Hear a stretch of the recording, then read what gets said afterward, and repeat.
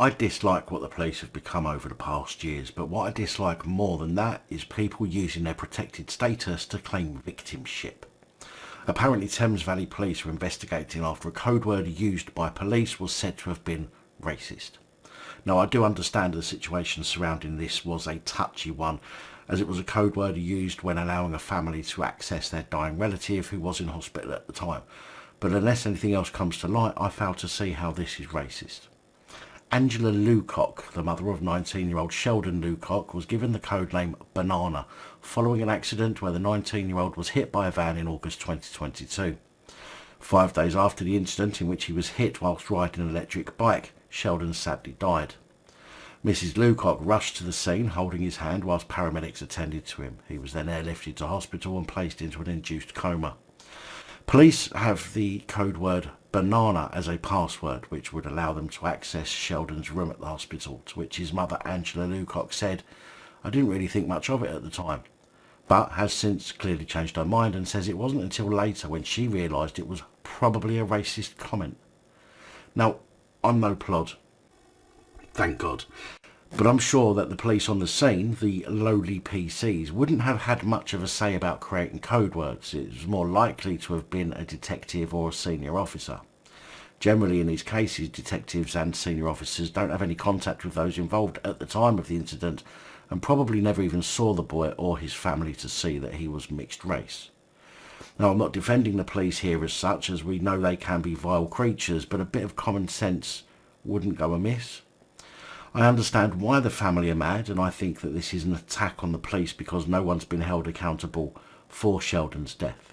In fact, after his death, a murder investigation was opened, but very quickly closed again on August the 17th after 3 men and a boy were acquitted of any charges.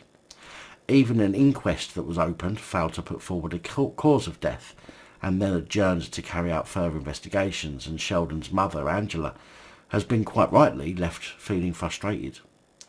On the 15th of January, over 100 family members and friends of Sheldon protested in Forbury Gardens Public Park in Reading before moving to the police station.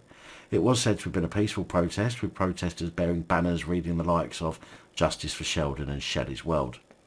Thames Valley Police have said that they are conducting an investigation into the password used at the hospital and have referred it to their professional standards department.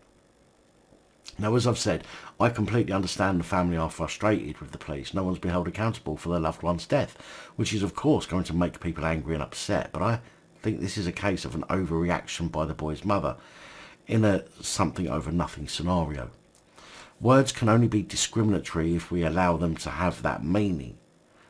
I'm bald, and if someone gave me a code word of egg, I probably wouldn't think nothing of it. Well, I will now I've mentioned it, but I wouldn't take it as being offensive, and I believe that there are a lot of people using their newfound powers of protected status to claim discrimination where there isn't any. I appreciate that you all expect me to bash the police, but as I've said before, in cases where I don't think the police have done anything wrong, then I will bring that up too. I can't say that I blame the mother after what she's been through, but unless something comes up, such as proof that the police were mocking the boy about his being mixed race, I genuinely cannot see anything wrong here other than an angry mother looking to lash out and punish the police for not being able to find someone responsible for her son's death. Of course, I had a lot of my own opinion in these reports along with the facts available, but that doesn't mean you have to agree with me. I would of course like to hear your views in the comments below, so please don't be afraid to let me know what you think.